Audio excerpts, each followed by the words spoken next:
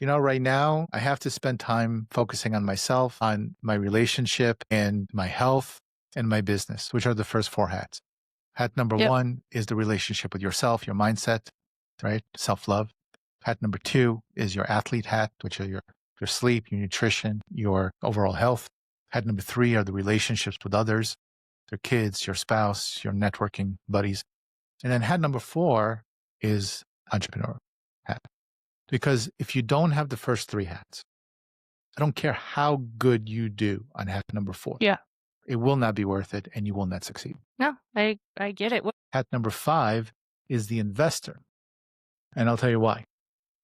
Because if you don't pay yourself first, if you don't have a nest egg, and God forbid something happens in your business, you will be in trouble, like I was. I Yeah. had to drive a limo for $10 an hour and try to find a job, and it was almost going to cost me my marriage because financial difficulties are the number one reason people get divorced. So make sure that while you're building your business, you're also building a nest egg just in case something happens with your business and you Yeah. need to then figure it out for 6 or 12 months, right? So the investor is hat number 6. Then hat number 6 is the philanthropist. Because now look how much you've gotten from the world, right? Blessed. Now you got to give back because there's no fulfillment unless you give back. Okay. Right. So giving back in some way is hat number 6. And hat number 7 puts it all together kind of with a ribbon and a bow tie at the end. And that's the seeker. And the seeker is your relationship with your higher self.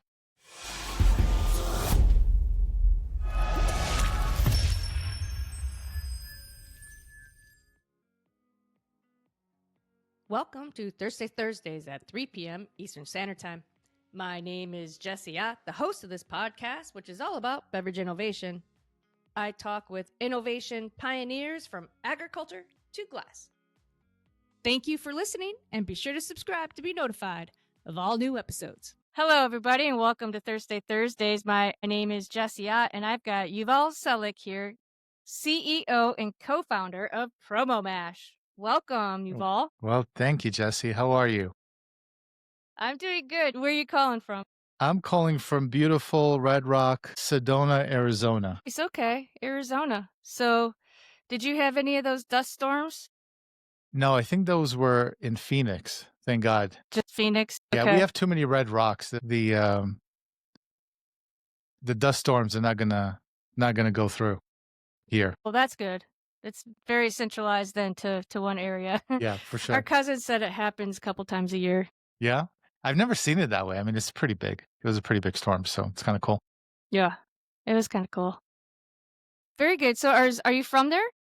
No, I grew up in New York. Spent 20 years there in the big city. In the big city? Well, yeah, Queens, and went to school in Binghamton.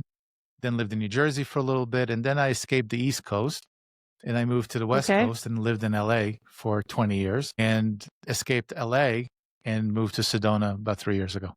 So no more big cities for me. I like give me some peace and quiet, less people. Yeah. Good. I hear you. I mean, just driving around. I mean, you just can't. Every time we go out, it's like, where do these people come from? Put it this way. It takes me 2 hours to drive to the airport from Sedona to Phoenix.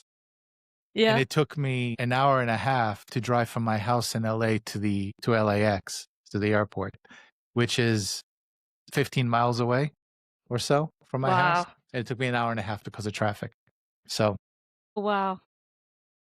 Yeah, that you don't miss that stuff. No. I mean, I love New York and I love living there. I lived there for 2 or 3 years, but the hustle and bustle and the trains and just I just got tired of it. I like my space. I like being in my car. Absolutely. Yeah. But New York City is pretty amazing. I've not really spent much time in LA. They're beautiful. I mean, both have their pros and cons, but yeah, I'm a foodie, for sure. So for me, you can't get better food than New York and LA. I mean, they're pretty high up there. Yeah. Well, one thing I do want to mention, which is a special segment As many of you know, I have a company called Crossroads Solutions, and it's a data platform. And so that's how I kind of connected with Yuval. And so this segment is really tied into the analytics and the importance of analytics for all companies, small and big. I think Yuval has a lot more experience on the bigger side, and I'm the small people. I'm the small guy, segment. And so I'm super excited for him to be on and kind of kick this new special segment off. And I'm really super, super excited to have you today. Well, I'm excited to be here. So start from the beginning. I did. I went to Binghamton, SUNY Binghamton, Okay. and I had an economics degree, which I have Okay. no idea why I had an economics degree because I don't use economics at all, or at least I don't remember much from college, from the college days, my college days. Remember very much Yeah, either. I know exactly. how to say like cheers in 11 languages or something. Yeah, exactly. But yeah, I went to school for economics, and then when I graduated, I got a job at Quasha Lipton. It was right on the George Washington Bridge, and it was a consulting firm for 401k and pension benefits.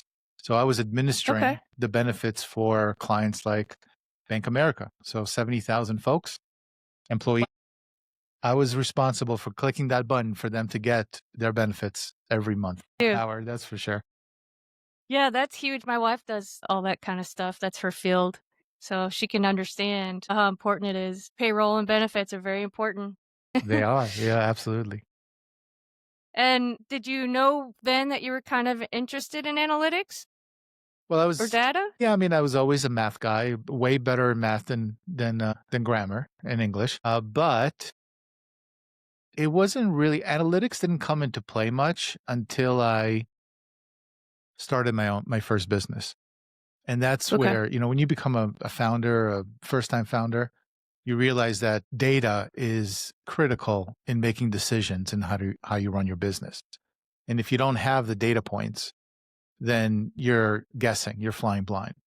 And so because when you're a consultant and they're dealing with financial statements and you're not dealing with that, I mean, obviously data was important from a benefits perspective when I was calculating the net asset value and when I was running spreadsheets and reconciliations. So I got exposed to that early on. But when you're really looking at the P&L, the balance sheet, right? Cash flow statement, those are very important once you actually run a business. That's how I was exposed to it. Okay. And where did you go to next then? So I worked in benefits pretty much for 6 years after college and then moved to Los Angeles and continued on. So I had to find a job. I actually moved to Los Angeles without a job. It was like, hey, I'm just gonna move. Brave. I don't have a savings and I don't have a job, but why not? So I moved to But that's the way we do it back then. you got to figure it out, right? I said, listen, Yeah. I'm pretty marketable. Marketable. I can go in and convince my way into some sort of job, right? One way. Right.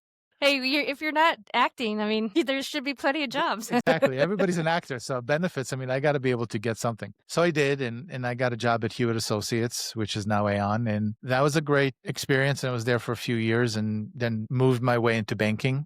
So then I started working for Union Bank and then US Bank. But at that time, I was already got married an actress, obviously. Who else should I marry, right? I married an actress and we started our own business. And that was our first skincare line. So I got out of corporate. I vowed I would never go back to corporate, which was a lie, and started my own business. And that's where all the pain began. Yes, the pain of understanding how it all works. The intricacies and the market dynamics and consumer dynamics. But what was D2C like back then? Was there social media and So I started the company in 2006. Mark Zuckerberg was still, Facebook was still glimmer in his eyes, just basically coding it at that point, I think, or at least it wasn't called Facebook. E-commerce was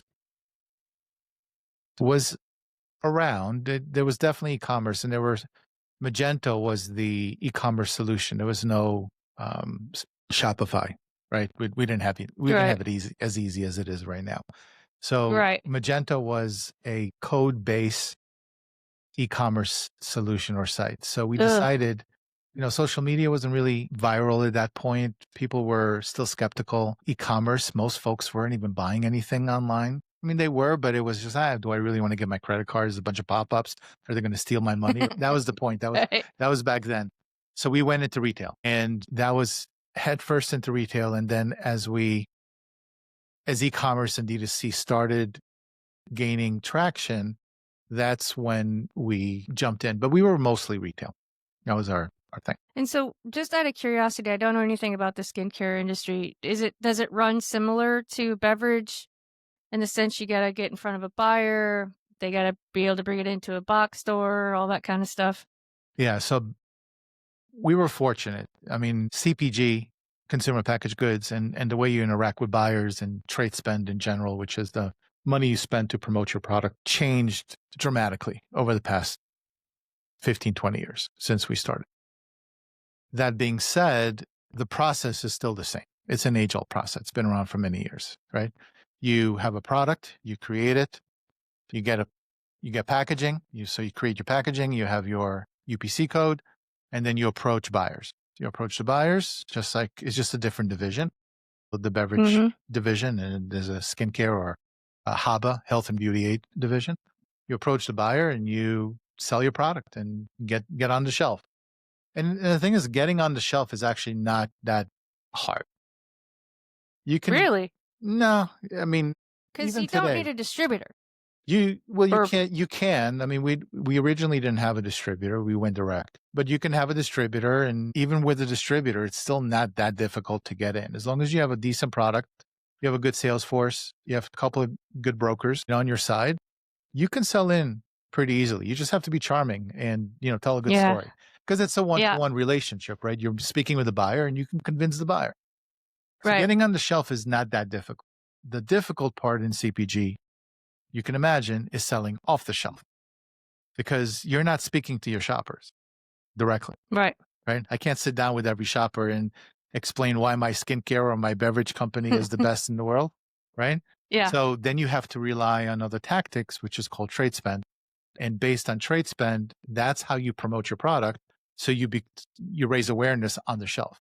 Because otherwise, imagine putting a product on the shelf. You're not selling it. I don't care what kind of product you have. I mean, very, very rare would you have a product that is that effectively promoted with packaging alone. Like RX Bar, Liquid Death. Yeah, you can get away with that because it's just so different and so out there. But for the most part, if you're walking down the aisle of Whole Foods or Kroger, there's 50,000 products. They're all going to blend in, right? So in essence, you really want to find a way to promote that product. And that's where the analytics comes in, right?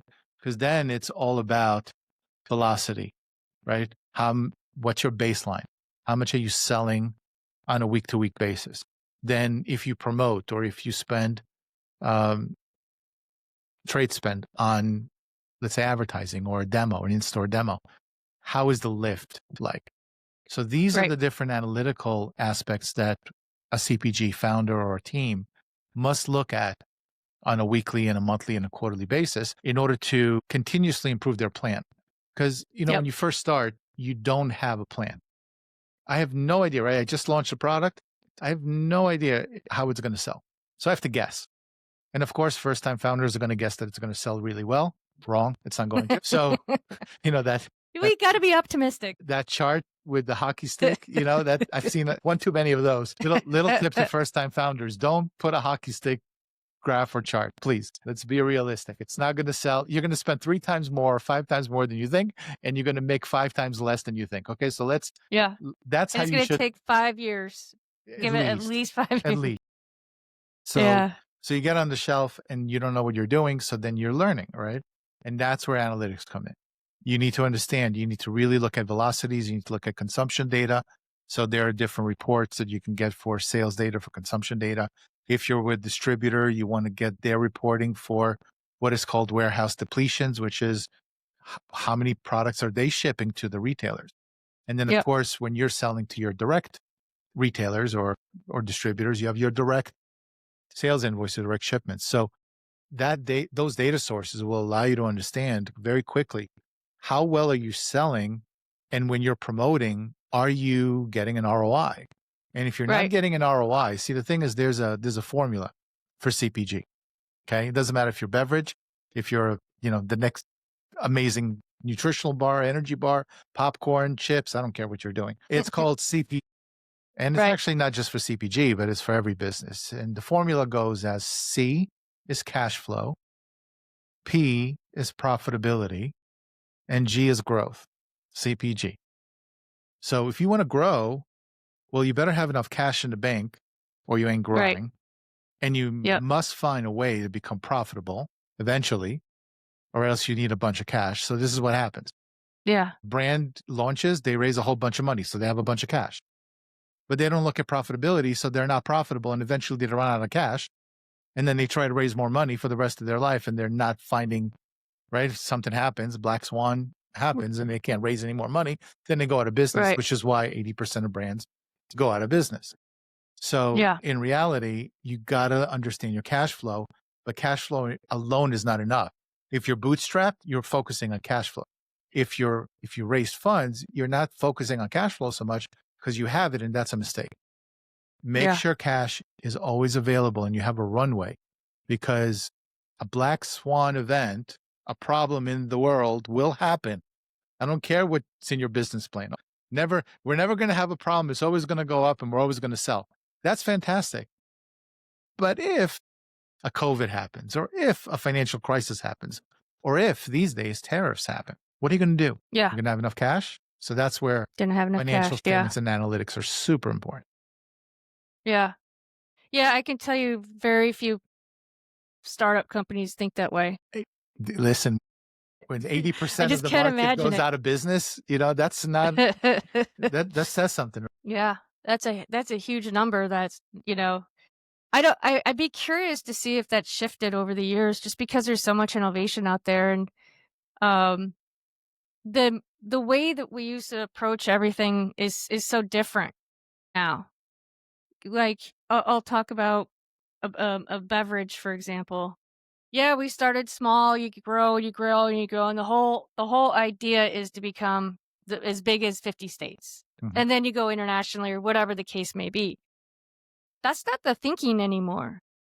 The thinking is, I'm fine with 5 states or 10 states, and we'll just grow gradually. There's different way, it's kind of a different approach. And we're also seeing, and I don't know about other industries, but in our industries, their growth is coming from our B and C markets, because the tier, the A cities are so oversaturated that there's so much opportunity in, the B and C markets. And that's been really cool to see. I've always Like said, you're no longer in the AC cities. People are moving out of the cities and moving to smaller communities. and we're lucky that there is a Whole Foods here and a couple of larger retailers. But yeah, there's definitely not as much inventory, right, and product as there are in LA, let's say, or New York. So Yeah. so it's just because of the footprint. But I always say tell brands, when you first start out, don't try to go national. Even if you raise Yeah. funds, don't try to go national. Try to do it locally first. Test out the Yeah. market, understand your shopper, really improve your product first. Yeah. And then once you understand folks buying my product, are there repeat purchases? Because I don't care how good your product, I don't care. The thing is, you can have an incredible amount of resources, right? So you just raised 50 million. Okay. That's fantastic. But if your product sucks and people only buy it once because they hate it, then you're going to spend that $50 million and you will have no repeat sales and you will go out of business no matter how much you raised. So wouldn't it be Yeah. great before you raise, or in the first couple of years as you raised funds, work with your investors and help explain, hey, we're going to do this right. We're going to learn how the shopper reacts to my product. We're going to do in-store demos. We're going to get feedback. We're going to look at the numbers, look at the analytics, look at the graphs and the charts and the dashboards to really improve the product to a point where if we do scale, it's scalable. Otherwise, Right. what are you scaling? So, do you still have that makeup line, or did you move off from that? No, we closed it. We closed shop. couple of years ago, and we are now focused on promo mash, helping other brands succeed where we did not. So Well, I we think lost our distribution in retail back in 2011, 2012, or somewhere around that time period fully. And then we continued selling on Shopify for a few years, but we didn't have the resources to really scale it anymore, and we just had to. We had to, as Mr. Wonderful would say, we had to take it back in the barn and shoot it. Yeah, we had to do. that's funny. Kind of sad. I don't Sad, think but I've heard true. that. Well, I think if your focus was on it, it probably maybe it'd be something different. I mean, I think when a door closes, another one opens, and it's all usually a really good thing. Yeah. And I would say that, for your experience behind the CPG door there that you went through, all that you experienced, you know exactly how to coach brands through it. Yeah. I mean, again, in 2011, I couldn't afford to pay myself anymore. I had to go back to corporate and figure it out. And that's when I had the idea for Promo Mash and found my co-founder and started working two full-time jobs. So for 8 Yep. years, I was building Promo Mash and working at the bank at the same time. And then eventually quit corporate because we were doing pretty well at Promo Mash. I quit on March 1st, 2020. Let my Nice. six-figure salary go. And on March 1st, 2020, little did I know that 2 weeks later, I would lose Yes, we would 80% of shut my down. business at ProMatch. So I just left a job, a six-figure job, Uh, a six-figure paycheck, with the hopes that we're doing really well now at ProMash and I can pay myself. And 2 weeks later, I figured out I don't have a corporate job anymore and I don't have a paycheck with ProMash because I lost 80% of my business. oh my gosh, that's scary. So I guess you just had to build it up over time. We bounced back quickly, and because leadership is interesting. Experience has so much to do with how good of a leader you can be and how you run companies. And my experience with facing the 2008 financial crisis with Luvala, my first brand, and just the years of being a founder really helped me navigate my second black swan, COVID, much, much better. So we survived and now we're thriving. So it really is, again, if you fail as a founder, as long as you learn, you'll do better Yeah. on your second try and you keep on doing it, right? No matter how, no one remembers the failures you have, Yep. right? In your pocket, in your back pocket. They only remember the win. So if you fail once or twice or 3 times or 4 times, Alex Hormozy, very famous influencer, failed 9 times before he succeeded. I mean, 9 Yeah. times. At one point, I mean, how many people quit after 1, Right. 3 times, right? Don't quit. Just continue pressing on, learn Yep. and iterate, learn and iterate, and eventually you're gonna win. Yeah. I remember my wife was very frustrated with me because I'm an entrepreneur at heart. Like, for me, I wish that someone could just hire me to create companies and then they go build them, because I could take data and I can take ideas and see the market and, come up with many different ideas. That's like my happy place. The execution of those ideas, on the other hand, is difficult. And so, you know, talking about, failures, I have so many business ideas that I researched for a very long time, wrote business plans, and then, but, a lot of that was, event space and restaurants, and that's a scary business to get into. All the capital that you have to kind of raise to get in that situation. But my wife heard that too. Like, sometimes it just takes the right idea at the right time. Yeah. And again, if you can't execute, then you have to find a co-founder or somebody on your team that can. Yes. Because just Agreed. having a whole bunch of ideas makes you a entrepreneur. But if you want to Yes. be an entrepreneur, you better find a team that can help you get get your ideas into existence. Yeah. Which, I do have that. now, with everything. I mean, I'm doing too many things, but it is what it is. It's fun. I'm enjoying it. So tell us a little bit about Promo Mash and what was the real kind of gut feeling that you had behind it that was sort of the turning point of you wanting to create it? Well, I mean, I took my own experience and into the fact that data was very much Swiss cheese-like in CPG, in consumer packaged goods in the Yeah. space. There's a lot of data out there, but there are a lot of missing pieces to that data. And so it's very difficult to aggregate everything and provide insights that will produce some sort of actionable data points that you can make decisions off Mm-hmm. of. And so Excel was back then, when we launched in 2015, was really the norm. I mean, you didn't have many platforms. And if you did have platforms, they were very much legacy and large platforms that smaller brands could not afford. So we created ProMash specifically to help get brands out of spreadsheets and into a platform so they can aggregate the data, make sure Right. that they eliminate some of those Swiss cheese, holes in that data, and then make better decisions. And I think that's how we evolved. We started off with a field marketing platform, helping brands manage their in-store demos. So the events and the reporting and getting the insights from their shopper. And then we evolved, especially after COVID, since we had to pivot, we evolved into trade promotion management, and that is basically the analytical financial statements, right, that come out of your trade spend. So most brands spend anywhere between 15 and 30+% of their top line revenue on promotions and tactics that help promote their product. And that's a lot, right? That's a big Mm-hmm. portion that if you don't manage analytics or don't manage the data well enough, you're again, most brands fail because of the fact that when you're spending 30% of your top line and you're not making the right decisions on what's profitable, what part of that spend is profitable, where can you cut costs effectively, where do you even go into and spend money?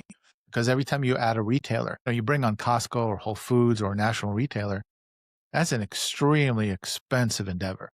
You're talking about millions of dollars that you have to spend. Yeah. Otherwise, you're just going to sit on the shelves. There's 3,000 stores. Somebody's going to have to promote that product. And if you don't have the cash and you don't have the means to understand how that cash is working on your behalf, right, then you really don't have a chance. And that's why CPG is such a difficult arena, and why ProMesh became such a valuable product and service for our brands, because we don't only provide a software solution, we also hire experts.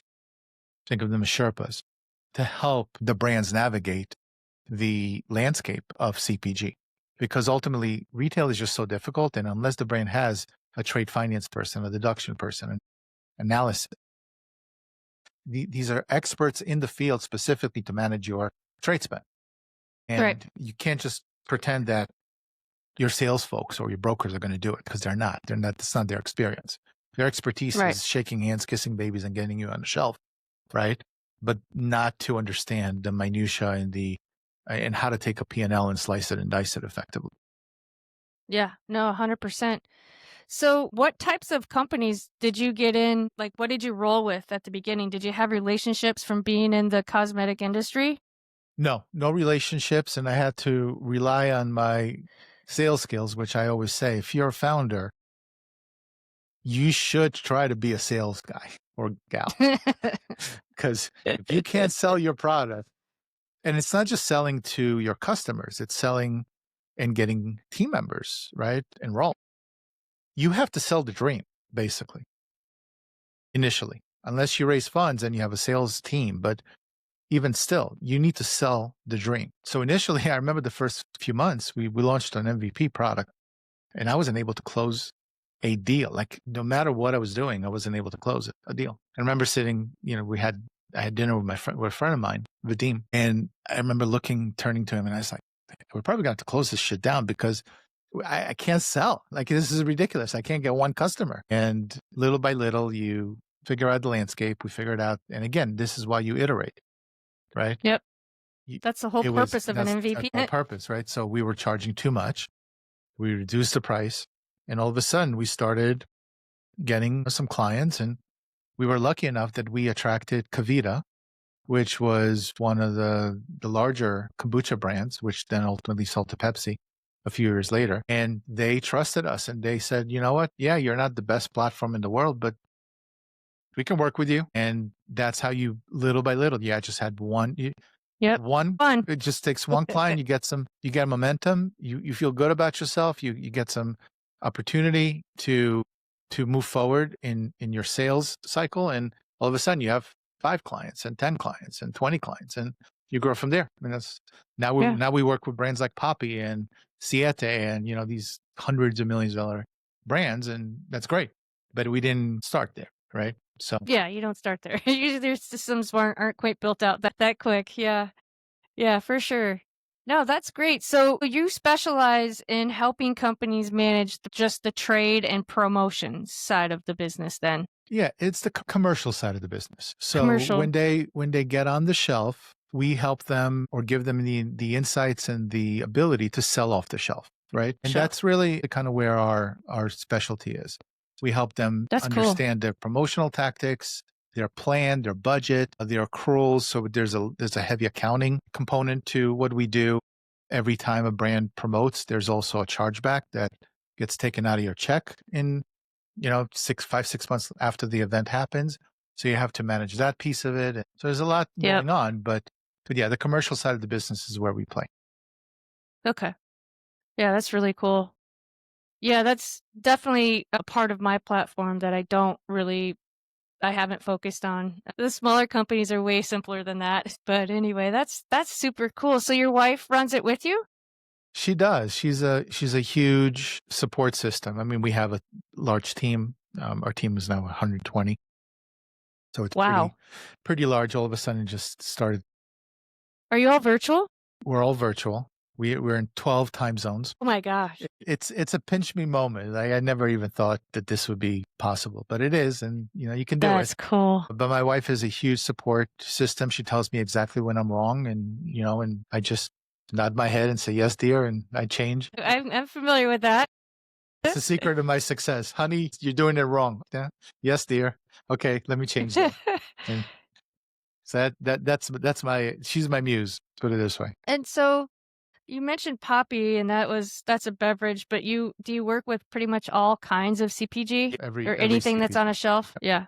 Anything that sells on a shelf. If you're on a shelf and you're over $2 million or $2 to $5 million in gross revenue, you should speak with us because we can help. Yeah. Yeah, that's great. So can you walk me through an example of how you helped look at the analytics to sell off the shelf? So obviously, the way you're looking at analytics as an output is determined by the inputs, garbage in, garbage out. Right. So the way CPG brands work, you have to understand what your baselines are. So you bring in, what do you believe, which is a baseline? What do you believe you would sell if you would just get on the shelf and you wouldn't promote? So let's say you're an established brand, you're looking back a couple of years, you're seeing what your non-promoted velocity is. And that's, maybe you add a growth number in there and then you can just plan out, right? That's your budget. You plan out your baseline. Yeah. Then you want to add in your promotional spend, right? And then when you add in your promotional spend, I'm going to do a 15% discount. I'm going to spend for an ad, conduct a couple of in-store demos. That all has spend associated with it. So that adds to your accrual, right? To your plan. And then the lift associated with it gets added in as well. So you have your baseline and you have your lift. Because if you're spending money, you should expect a lift of some sort, right? So then you have your plan. That becomes your accrual on a monthly basis. And that's what we deliver, right? So we look at accruals. And then when you actualize those events, right? So sales numbers are coming in, deductions are coming through, and all of a sudden you see the actual spend and you connect the plan and actual. And now I can look at, because if you're looking at the right data sources, if you're looking at consumption level data, which is what the shopper demands at the store level, and if you're looking at shipment data, which is what you ship to the stores or your customers, you can start looking at a full picture. And that picture looks like a P&L in a sense. So there's 2 types of charts that you're looking at. You're looking at a P&L, and the P&L gives you obviously your revenue, and that's based on, you can look at revenue in 2 ways. You can look at revenue from a consumption level, right? And you can look at revenue from a shipment level. And so we have both ways of looking at it, because a lot of times you don't have the shipments to the retailers. You just have the consumption, because you're not really shipping to the retailers, the distributor shipping to the retailers, right? So that's your revenue. And then you have your expenses. So all the expenses that you planned, that gets added into the planned column on the expense portion of the P&L. And then the actuals come in and then you actualize it, right? And then you Yep. have your cost of goods, and then you have your margin and your profitability, right? Or lack of. And so that's what we deliver. But looking at a P&L is not enough. You have to look at, you have to have the ability to slice and dice the P&L, because ultimately the real data points come when you look at granularity. So imagine being able to slice and dice the P&L by retailer or by distributor or by product or by different charge or spend tactic. That allows you to see what's working, what isn't working, because you might have a P&L from a retailer's perspective, from top-down retailer perspective, that says, hey, I'm profitable and I'm doing okay. But then if you dig deeper and you look at that same P&L, maybe by different regions or different products or different spend allocations, now you're looking at what's better and worse, and now you can improve it. Because what if I'm looking at a product, let's say I have 3 products, 3 SKUs on the shelf, and 2 of those SKUs, if I look at the P&L by the SKU, are doing really, really well. They're doing like, I don't know, like a 40, 50, 60% margin, right? As an example, or a net margin I'm talking about, right? Profitability. And then you look at the third product and it's losing money, but you're not seeing it when you look at the retailer because it's all absorbed within the product line. So you're seeing less of a margin because that third product is weighing you down.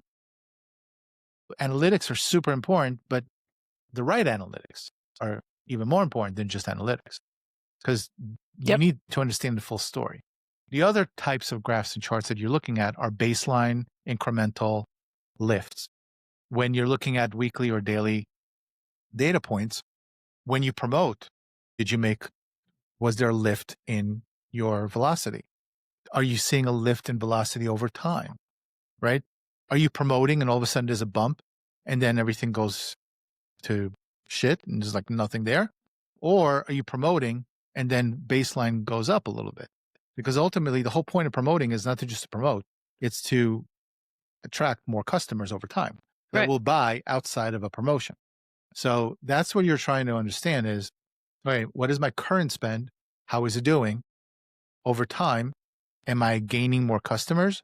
And then each relationship, by looking at a P&L, I can understand, how did I plan to spend and what is my current spending? Am I overspending? Am I underspending? Right? Can I plan better next quarter by reviewing previous historical data points? That's what analytics is really good for. Yeah.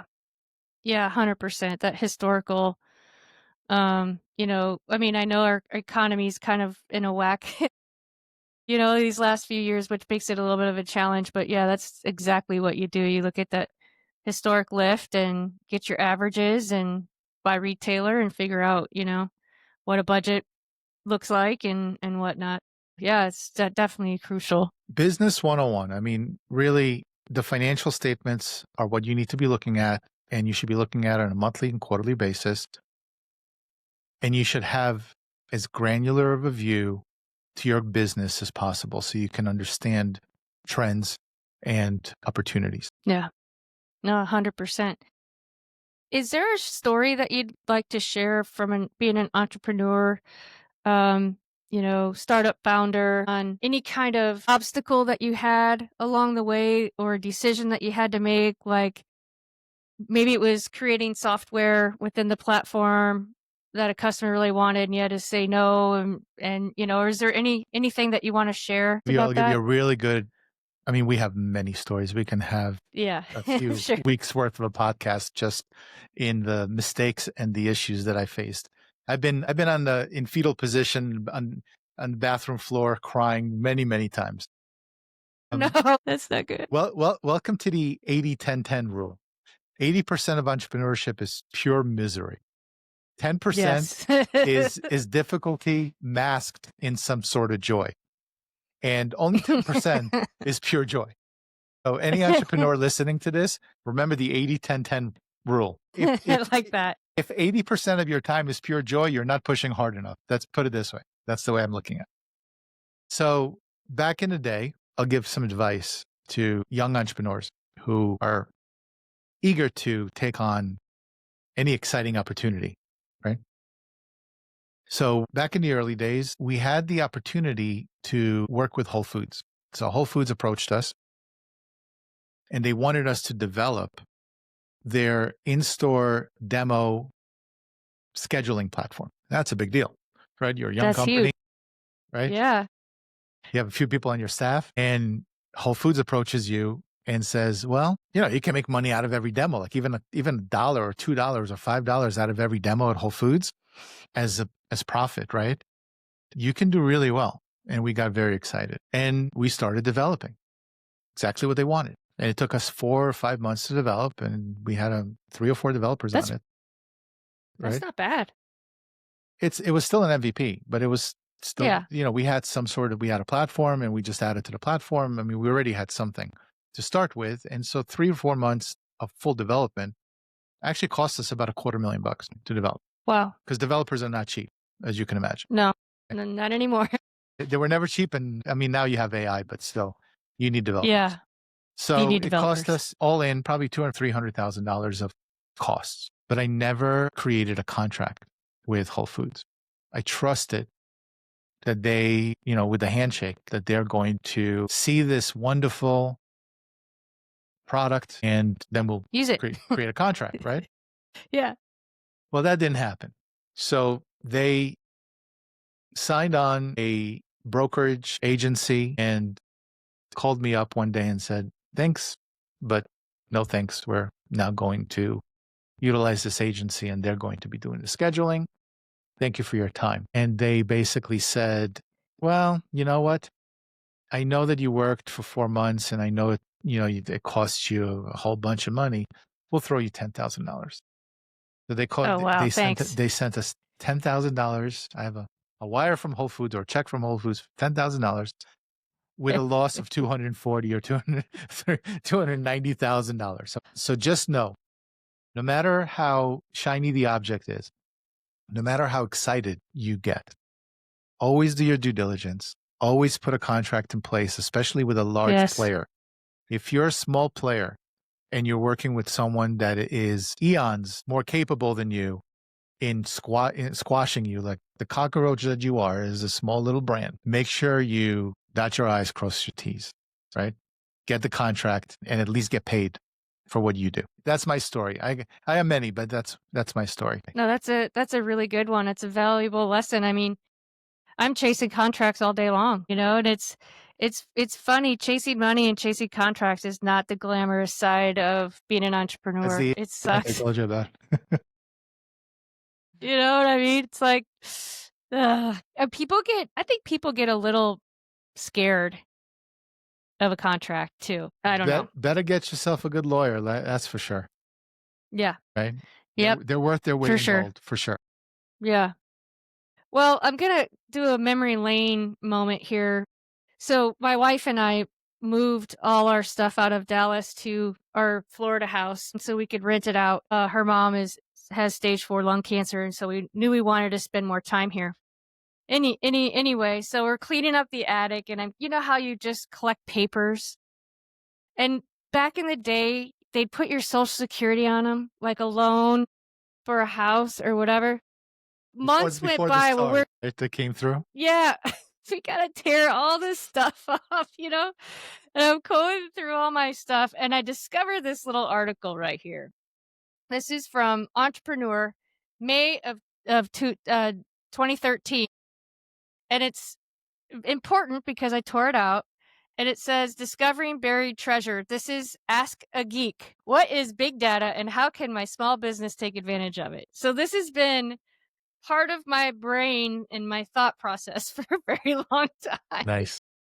Yeah, I thought that was kind of a funny little discovery as I was, trashing a bunch of papers, security numbers on it, and found that. Love it. I Any remember I remember before the asterisks came about, where everything was your numbers, your account numbers, your social security number, everything was right there in every statement. everywhere. And it's just like, oh my gosh, why did we think that was a good idea? We evolved. All Okay. I know. And all the phone numbers and all the addresses I've had over the years. It's just funny.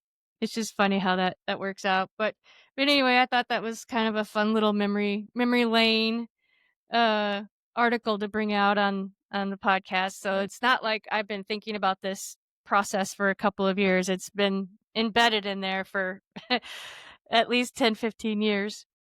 I've been talking about dashboards since the early 2000s, I think. I swear, this feels like it's been forever. But, again, another entrepreneur, another idea. Well, you're in it. What can I say, right? We're in it now. Yeah. Yeah. It wasn't the right time. I wasn't ready, but I am now. So it's all good. So moving back to you. Sorry. So is there any mentors that you'd like to mention that's kind of helped you along your journey?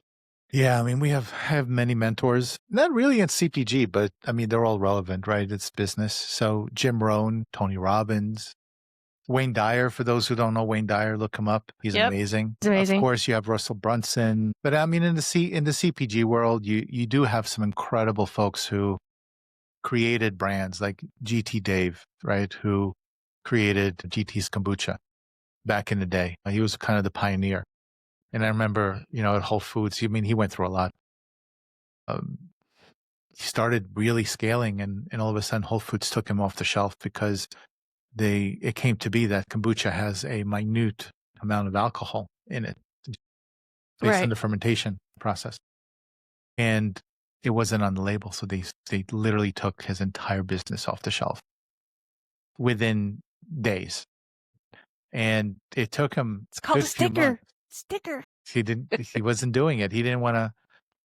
I mean, whatever his reason was, but he survived, and now he's still one of the biggest players out there. I mean, you have Seth Goldman from Honest Tea, and you remember John Paul DeJoria, right, from Patron. We worked with him with Luvala, with the first company, on JP Selects. He had a website that promoted healthy and sustainable products, and we worked with him a little bit. So, yeah, there are a lot of amazing individuals that you can. Yeah. I mean, now really, an amazing mentor is ChatGPT.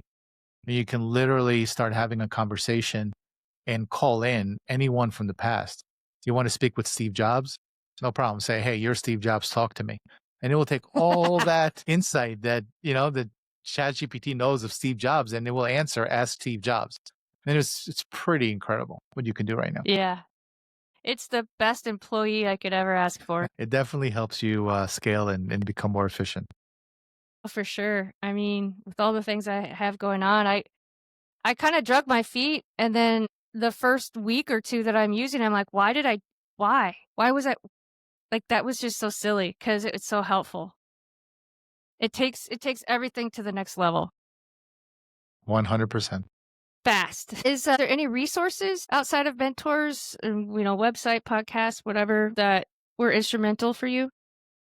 I mean, there are some. I mean, there are books that I love. E-Myth Revisited is one. There's a CPG book called Ramping Up Your Brand by James Richardson for sales, because again, sales is so important. Jobs to Be Done is a great framework that I use. So a great book is When Coffee and Kale Compete by I believe his name is Alan Clement, I believe.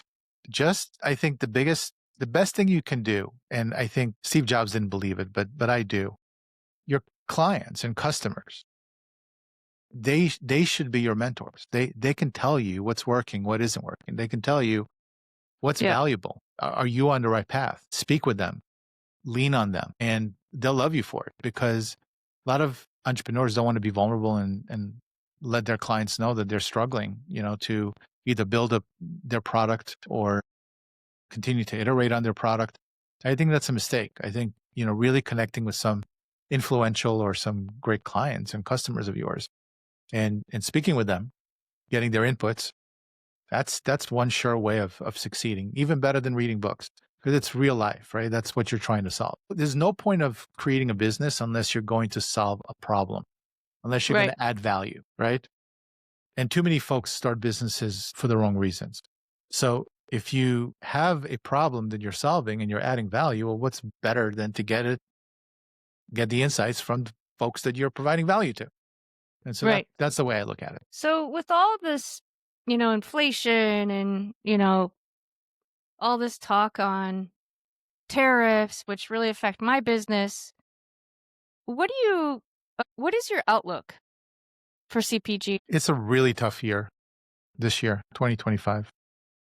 I think brands are cutting costs again, unlike anything we've seen since, 2020, 2021. I think it's going to get better fairly quickly. I think the shock of the tariffs will subside a little bit. I don't know if it's going to be inflationary. I don't know how much further we're going to take tariffs, right? Ultimately, there is a stress point, and Yep. it's tough for brands, especially if they're importing their Yep. packaging and their ingredients from outside of the U.S. But I think that we're a resilient industry, CPG. I think entrepreneurs in general are resilient, and the ones that are not, they're going to die, and the ones that are not a physical death, but a business death. And the ones that are innovative and know exactly, how to muster some discipline and consistency to just keep moving forward, even through a lot of pain, they're going to figure it out. And that's why America is the best country in the world, because we have the ability to innovate. We have the ability to figure out solutions to problems that would cripple most countries, most folks. And Yeah. so leave it up to the innovators. They'll figure it out, especially now with AI. We'll figure it out. But it is going to be a tough year. And I think we will probably, if I had to guess, won't get out of it until Q1 or Q2 of next year. It will take some time, but I don't think it's going to be a long-term recession, or I don't see it that way, but who knows? Well, it just depends on if we stay status quo or if war breaks out or who knows what, It's you just don't know what's around the corner. We're spinning on a planet in space at thousands of miles per hour, right? It's all probability, baby. It's all Yeah. probability. I mean, we're trying to shoot rockets so that people could live on Mars. You don't know what's going to happen in a minute, let alone, predicting anything in the world. No one has that's the thing. It's so unpredictable that it's predictable, right? The Right. unpredictability is the predictable nature of how our lives. And if you get to understand the game of life, it's just like any game. There are rules, right? There are laws. As long as you know how to play the game, you can win. But if you believe that you have any certainty in anything that you do, good luck. That's the Yeah. biggest misconception for humankind, is that, oh, I'm certain that Yeah. tomorrow I'm going to come home and eat dinner with my spouse. That's probability. That That's is not a probability. certainty. That's probability. You have a pretty good probability that it will happen, but you ain't sure. That's for sure. Is there any particular pain points that you're seeing your customers go through that you feel are going to kind of come out of this, like you said, Q1, Q2? I think that we got to continue with addressing the pain point of the Swiss cheese environment, right? The data needs to be Yeah. accurate. And so having a single source of truth is something that we as an industry need to figure out. There's a margin myth that we need to really address, which is most folks don't have enough margin to really run a business. If tariffs are affecting your business, look at your margin first, not the tariffs. I'm not saying that, you put 130% tariff on a business. Yeah, it's going to be difficult. But if you put a 10% tariff and you have a problem, then it might not be the tariff. It might be your margin. So you got to look at your costs. You got to look at your revenue, and you have levers. So you have to figure that out. Yeah. And then really it's that CPG formula. Always make sure that you're addressing the pain point of cash flow and profitability before you grow. Don't just grow for the sake of growing, because that's going to be a huge downfall for you. And it comes quick. You just don't know. So those are the points that I think, focusing on as a CPG brand is going to be important. Yeah, I completely agree. I like how you kind of talked us through that. It's very, very clear and very easy to understand for any company. But I know it sounds silly. To your point, I think they do focus on growth and not profitability. And that's probably, that 80% failure rate. It's the I fault. like that. It's the fault of the investors, right? Because ultimately, when you're looking at VC funds or private equity firms, for the most part, their whole shtick is invest in 100 companies, throw as much money on growth as you can, even if you're not profitable. And if somehow you get away with scaling and cutting back on future spend while being profitable, and you own the market, congratulations, you become a poppy, Right. as an example. But there's 1,000 other brands that try to become poppy and do it in the wrong way, and it doesn't happen. So Doesn't it's happen. a mindset shift. It's that, and it happened with Instagram and Facebook and social media and LinkedIn, where influencers are driving around in rented Lamborghinis and rented, mansions that they put up for a day for the video. And meanwhile, they're sleeping in their grandma's basement. But the reality is, it's that show, right? Hey, quick Yep. buck, quick success. Look at me. Meanwhile, the expectation on the founders is unreasonable because it just doesn't happen that way. Again, you have to understand the laws of nature, the laws of business, right? You will always have, it's always think of the bell curve, right? That's life, the bell curve. Yeah. Everything in life is a bell curve. You have your outliers, and then you have everyone else in the middle, right? So you're always going to have somebody that, in a year or two makes it, right? And just scales. But that's a very small percentage, almost negligible. It's basically zero, right? And then you have somebody that it tries so hard and does all this work and never succeeds. Again, it's going to be a negligible number. But for the most part, running a business is really difficult. You got to solve big problems, or else you don't have a business if you're not solving big problems. Nobody needs you or wants you. You have a ton of competition because, again, if you have a market, folks are going to want to get into that market. So if you don't have problems to solve and you don't have competitors, you don't have a business. And so if you have a business, you have to deal with that. And that's where the crap comes in. And that's why it takes so long. And that's why folks need to stop looking at the influencers, right? And focus on basic business practices, right? Don't chase the shiny new object.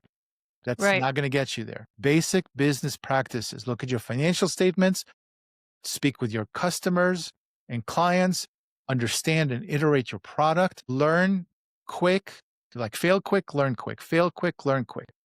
Because if you're not failing, you're not building. So again, these are all basic principles. You don't need a guru, right? I can put it on one page for you. And then do that for a number of years. And don't focus on the end result. Because again, the last thing I will say about entrepreneurship, and this is what I learned and why I created the 7 hats, which is my framework on fulfillment and not just achievement. Because what happens with entrepreneurs, they're climbing this ladder and then they get to the top and then they figure out at the top, I'm on the wrong house. And by the way, I hate who I am at the top. That's not a good feeling, right? And that's No. because all they did is focus on their business and focus on the influencers and try to grow at all Yeah. costs. And they ruined their health, their relationships, marriage, kids. I mean, look at Elon Musk. He did what he did, and I'm not knocking him. I mean, there are folks who came to this earth to not do anything other than change the world. Great. But his family hates him and he's socially awkward and he doesn't have great health. And I mean, there's a lot that he had to sacrifice for being Elon Musk, right? Right. Right. But you don't need to be Elon Musk, and you don't even need to be that high achiever that, again, climbs the ladder on the wrong house. You have to focus on the 168 hours a week that you have. We all have 168 hours. Every hour is a container. What are you putting in that container? And it's a balancing act. There's no balance in life. There's no work, life, and everything else. It's a balancing act. Some weeks your business will need you more than anything else in your life. And some weeks your relationship might need you more than your business. And some weeks your health might need you, right? So that's the point, is that the 7 hats, or the 7 categories of life, and business being one of the hats, needs to be looked at every week. And every week you need to have a focus, a sprint, focus on who do I want to be this week? Like, don't ask, like, what do I want to do? What do I want to accomplish? That's not the right question. Who do I want to show up as this week? That's going to give you the framework of where you're spending your time. And then you got to pick the 2 or 3 most important aspects for that week to allow you to show up in the way you want to show up. And then you can focus on those with uninterrupted sprints, 90-minute sprints, maybe 3 or 4 during the week. And everything else is negotiable. But those non-negotiable sprints that really focus, no distraction, that allow you to become who you want to be and show up this week is the way to succeed in life. Not just focusing on your business, and climbing that ladder. It's not going to get you there. I'm glad you brought that up because I was going to mention it. I was burning myself out on both ends the first half of the year, and I made a conscious decision I think it's because of you actually, to step back and be more present in my life. I was trying to vacuum more, do more cooking, just the silly things that I hadn't been doing because I'm just so focused. And I probably went a little too far because it's summertime and we've been traveling a ton. There's just been so much going on this year that I've just gotten behind. But it was kind of a relief because every day I'm still in the office. We're still moving the needle. You can only do so much in a day, but my life is much more balanced for sure. And I thank you for that because I was just grumpy and, what's the journey for if you're not going to enjoy it a little bit along the way? The last thing you want to be is a billionaire on antidepressants. Last thing you want to be. I promise you. I don't have to become a billionaire to know that I don't want to be a billionaire on antidepressants. I don't have to smoke crack to know that I don't really want to smoke crack, right? I guess you kind of know. You have that insight. Yeah. You don't need to experience it to know. That's not the direction you want to go on. Yeah, that's funny. So one more final question here. What do you like to do outside of work? Well, what are your hobbies? Joy. If I had to do this life over again, I would be Anthony Bourdain. I love that man. Okay. Less the suicide, but I would be Anthony Bourdain. I would travel the world. I would eat at the best places in the world. I would cook. That is my passion. I'm a foodie. I love, taking a weekend and just going at it in my kitchen. I got into baking now. So nice. I got my sourdough starter, like my baby. I'm feeding it every night. And I just made bagels and, just trying different recipes. So cooking, I love hiking. I wish I had more time. Sedona is so beautiful.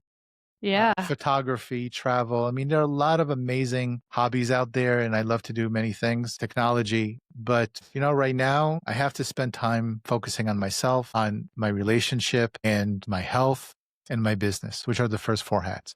Hat number 1 is the relationship with yourself, your mindset, right? Self-love. Hat number 2 is your athlete hat, which are your sleep, your nutrition, your overall health. Hat number 3 are the relationships with others, your kids, your spouse, your networking buddies. And then hat number 4 is entrepreneur hat. Because if you don't have the first 3 hats, I don't care how good you do on hat number 4. Yeah.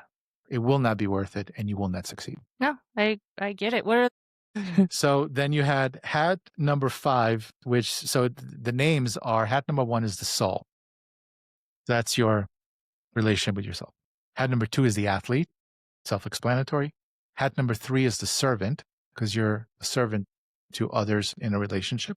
Hat number 4 is the entrepreneur. Hat number 5 is the investor. And I'll tell you why. Because if you don't pay yourself first, if you don't have a nest egg, and God forbid something happens in your business, you will be in trouble, like I was. I had to drive a limo for $10 an hour and try to find a job, and it was almost going to cost my marriage because financial difficulties are the number one reason people get divorced. So make sure that while you're building your business, you're also building a nest egg just in case something happens with your business and you need to then figure it out for 6 or 12 months, right? So the investors hat number 6. Then once you kind of figure it out internally and you figure out your finances, then hat number 6 is the philanthropist. Because now look how much you've gotten from the world, right? Blessed. Now you got to give back because there's no fulfillment unless you give back. Okay. Right. So giving back in some way is hat number 6. And hat number 7 puts it all together, kind of with a ribbon and a bow tie at the end. And that's the seeker. And the seeker is your relationship with your higher self. Now, I don't care if you're an atheist or a monk, right? Or religious. You always have to have some sort of faith in something. And that connection and that relationship is super important because if you have the relationship internally with yourself and you have the relationship with your higher self or someone outside of you, right, in a higher form, then you can complete the whole picture. And that's what the 7 hats is all about. That's really cool. I like it. I like it a lot. I would like to learn more. Well, I'm I'll writing a have book. to. So next year the book will launch and you'll learn more. Okay, good. I look forward to it. Well, this has been amazing, Yuval. I hope we can keep in touch. I don't know what events you get out to or if any, but maybe one day we'll cross paths, have dinner or Absolutely. something. Come to Sedona. Okay. Yeah, I'd love to. I have not been there. And I don't, how Gorgeous. far is it from Phoenix? 2 hours. 2 2-hour hours. drive. Well, we're going to a wedding. Well, I guess it's more Texas Tech area, but I was thinking we could fly to Arizona, fly through Arizona, but I don't know. Probably just fly to Dallas and drive out. But one of these days, we have some really close cousins that live there. And so, hopefully I can talk my wife into, well, she loves Arizona. So it's not really talking her into it, but it's discovering new areas of Arizona that I'd love to go. And It's a yeah, beautiful place for sure. yeah. My aunt and uncle went there for years. Love it. Yeah. Well, I will let you get back to it. I know it's a lot earlier where you are than here, but I will, again, thank you so much. Of course, it was a pleasure. It was a pleasure having a wonderful conversation with you. Great. Thank you so much. Bye. Produced by Fedora J Productions.